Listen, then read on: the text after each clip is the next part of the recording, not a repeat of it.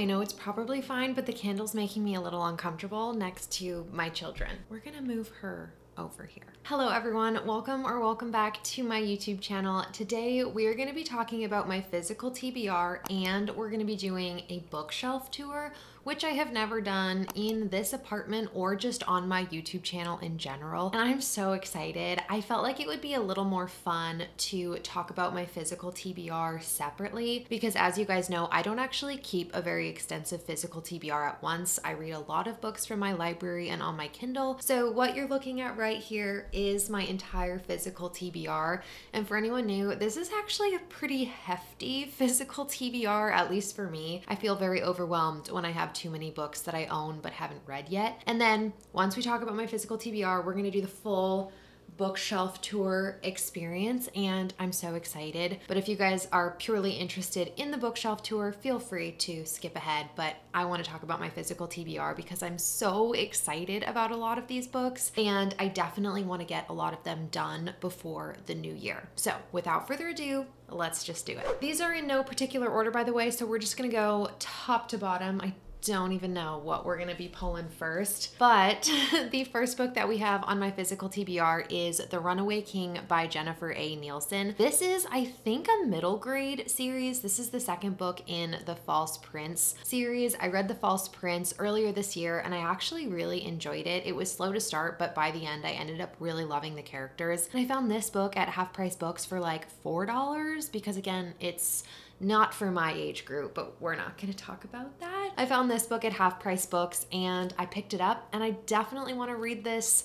Well, I honestly would love to read all of these before the year ends, but that's not gonna happen. I'm so sorry. I wanna read this soon. And because it's short and for younger audiences, that feels like a realistic possibility. So we will see. Then next we have one that I'm really excited about. We have The Storied Life of A.J. Fickery. I also got this at Half Price Books, and the reason that I picked this up is I read Tomorrow and Tomorrow and Tomorrow by this same author, and not only did I give that book 5 stars, but it's one of my favorite books of the year so far. I loved it so much, and I'm very curious about what else this author has created. This does seem like it's a very different story from Tomorrow and Tomorrow and Tomorrow, and it gives off all the cozy fall winter vibes. I know it has something to do with an old man and a bookstore. I'm not picking that up in the summertime. You know, like, I need to read this soon and I'm very excited. I think I'm gonna talk about the next 2 books together. Some of you guys definitely already know what these books are about to be. The next 2 books that are on my physical TBR are Empire of Storms and Tower of Dawn by Sarah J. Maas. I have been stuck on the tandem read for quite a while now. I honestly don't remember when I finished Queen of Shadows. It was earlier this year and I'm just intimidated. I feel like the reason that I haven't picked these books up yet is because I know that when I do, it's probably gonna take me the entire month. So like my wrap up for the month might just be these 2 books because I'm a very slow reader and I'm also very busy. So it intimidates me, but I have high hopes that November is gonna be the month that I get to these. I think I'm just gonna put the rest of my reading goals aside and prioritize these 2 because I really would love to finish the Throne of Glass series in 2024. I don't know if I want to read Crescent City next year. I can't decide. I feel like for some reason I'm not feeling drawn to it right now, but again, it would be really nice to have another Sarah J. Maas series just completed and done, and I love this series, so I am really not complaining. Next, we have Bringing Down the Duke by Evie Dunmore. This book, I am so excited to read this. I feel like I read a lot of modern romances, like contemporary romance books, sometimes rom-coms, but generally I just aim for, again, that contemporary romance genre. This is historical romance, and apparently it gives off all the good Bridgerton vibes. I love Bridgerton and I love historical fiction. I feel like the intersection of historical fiction and romance is just, I feel like I'm gonna love it, and this might start something in me. I just have a feeling. And I've seen some of the book besties speak really highly about this book, and if I like it, there's a series, which I love series. Am I in the middle of like a million? Yeah, but it's fine. It's fine. Then next we have one of my most anticipated books, I think, on my physical TBR, and that is Carrie Soto is Back by Taylor Jenkins Reid.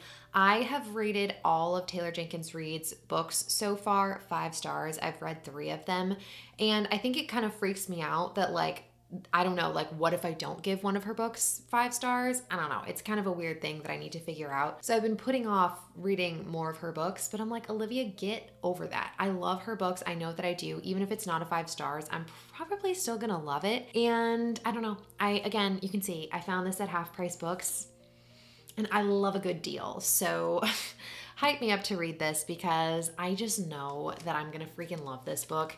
And I also like don't know what season I want to read it in. I love matching my books to my seasons. If you guys know when I should read that book, please let me know, because I will take any and all tips. Okay guys, this book is on my October TBR. Will I get to it? Hopefully. Hopefully. There's a lot of books that I want to read in October. I'm feeling very ambitious, and unfortunately I am in just a teeny tiny touch of a reading slump right now, which is not great because October is my favorite season for reading. So I'm trying my absolute best, but I really want to read this book. I've been avoiding it for way too long, and all of a sudden I'm in the mood to read it. I love fantasy. I love the concept of this book having something to do with the Library of Alexandria. I find that so interesting, so fascinating, and I'm very curious to see what I think of Olivia Blake's writing, because so many people love her writing.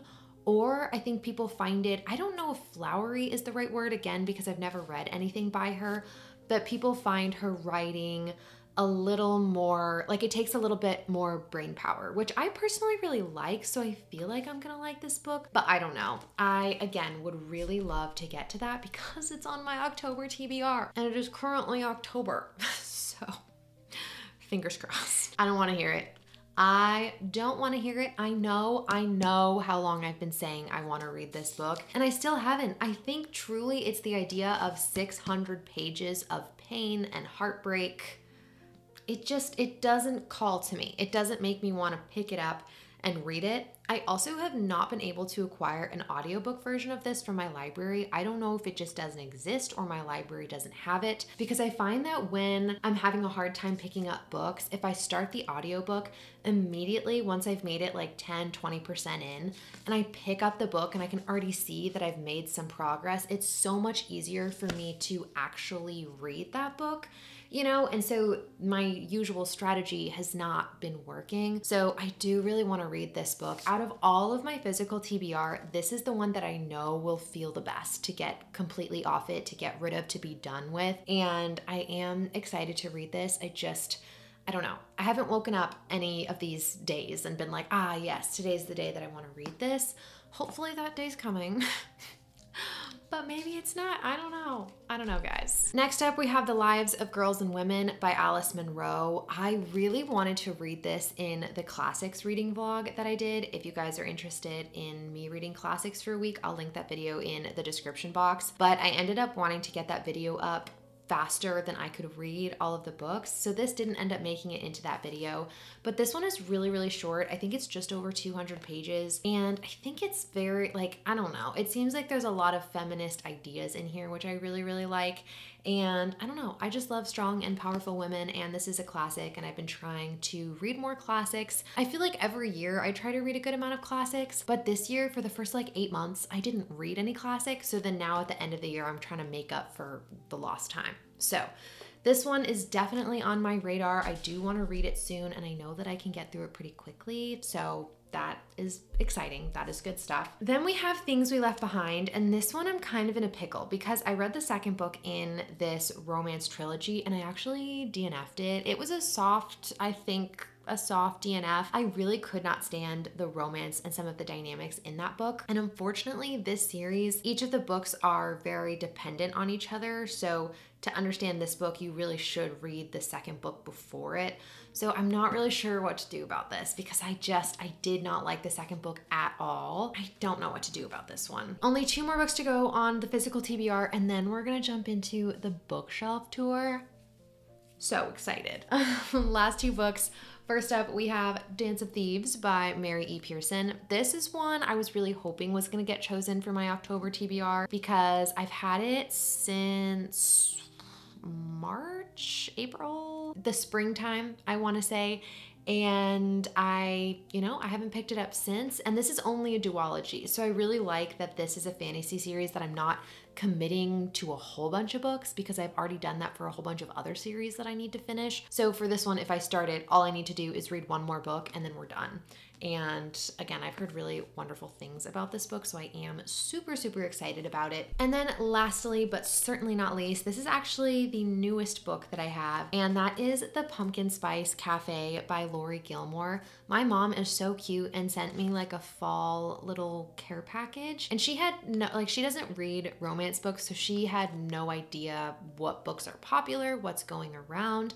And she sent me my current read, which is in the other room. I don't have it right now, but it's The Secret Society of Irregular Witches. I'm not really including that in my physical TBR because I'm reading it. So she sent me that, which she's so cute for that. And then she also sent me The Pumpkin Spice Cafe, two very popular books going around this fall season.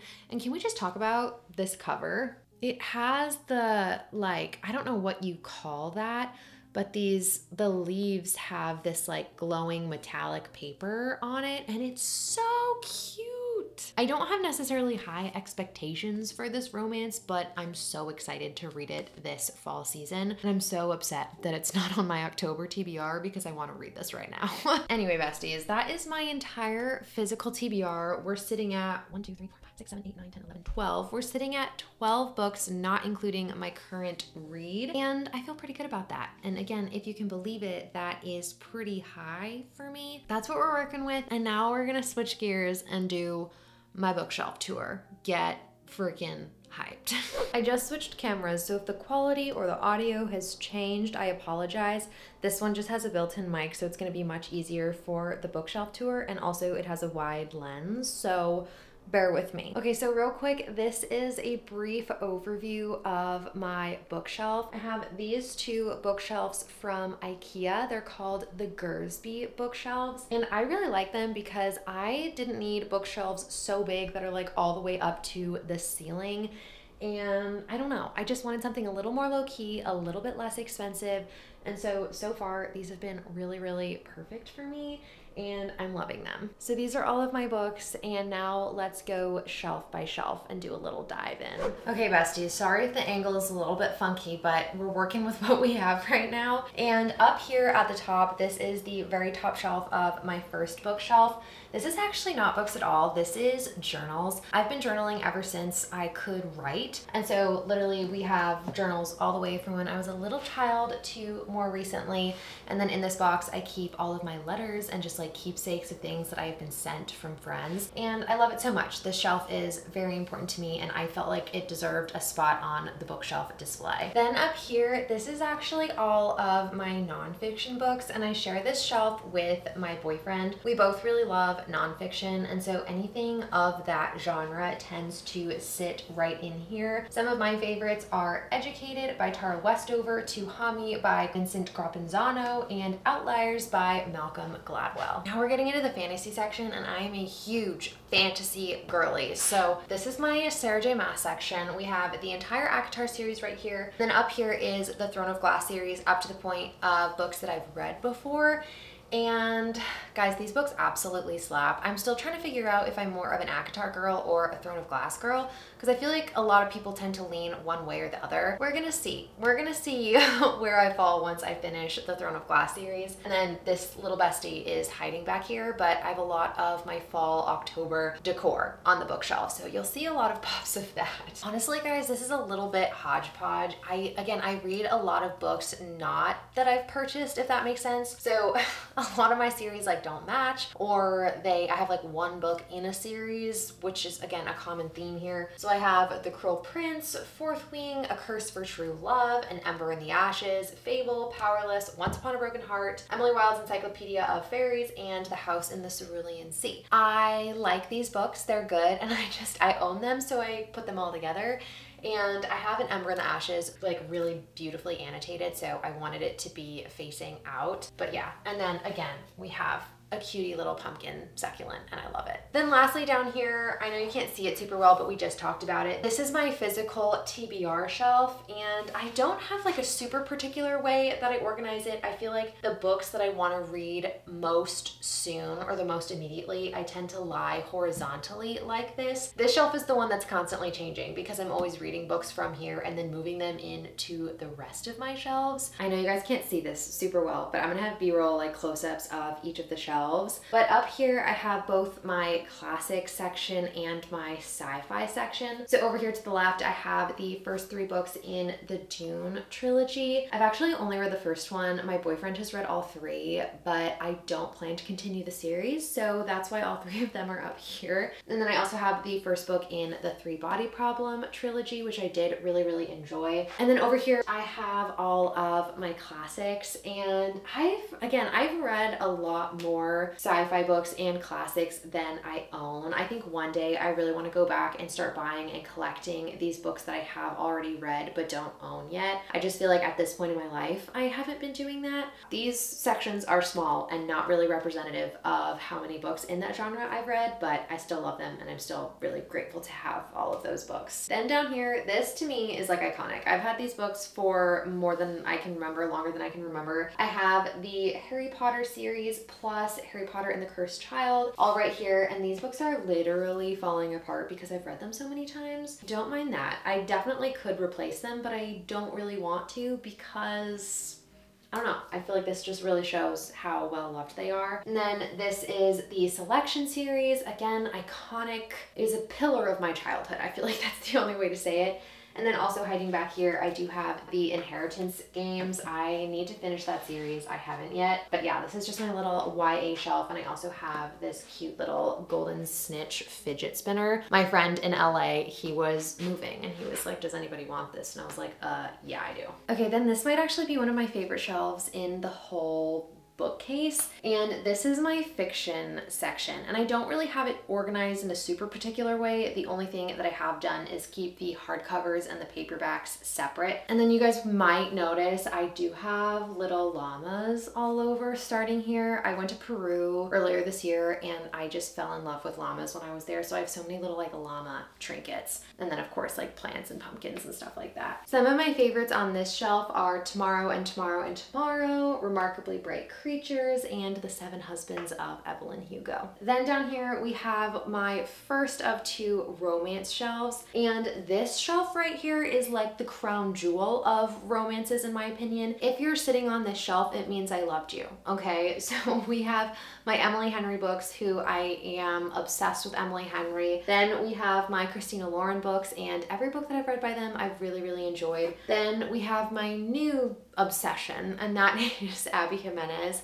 I read her, I don't know what this is called, I think it's the Part of Your World trilogy. I read that super recently and I'm freaking obsessed. And then lastly, we just have Magnolia Parks and some Ashley Poston books. And then hiding down here, we have Things We Never Got Over by Lucy Score and Normal People by Sally Rooney. And then again, we have a cutie little crochet llama that I got in Peru and a fun little pumpkin. I'm a little worried that my camera is gonna fall over, but down here we just have another romance section. I have my Colleen Hoover books, and then honestly just other random romance books that I really liked but didn't love. Like these books didn't make it to this shelf. You know, like there's a distinction between how much I loved these books compared to these ones. Oh my god, and of course I can't forget Bestie Llama. We're obsessed. I love her. Okay, I just switched back over to my other camera, but hopefully you guys enjoyed my little physical TBR tour, my bookshelf tour.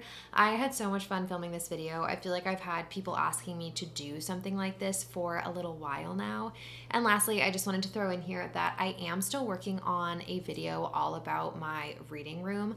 I'm just slowly adding to it and perfecting it. So that was the bookshelf reveal, but we'll have like a full reading room reveal and the whole progress of putting it together coming out hopefully sometime soon. I just need to finish a few little touches. I want to do a few little more crafts before we do the full video. But I think that's gonna be it from me. Don't forget to like and subscribe. I'm so glad that you guys are here, and I hope you're having a great day and a great reading month, and I will see you in the next one. Bye!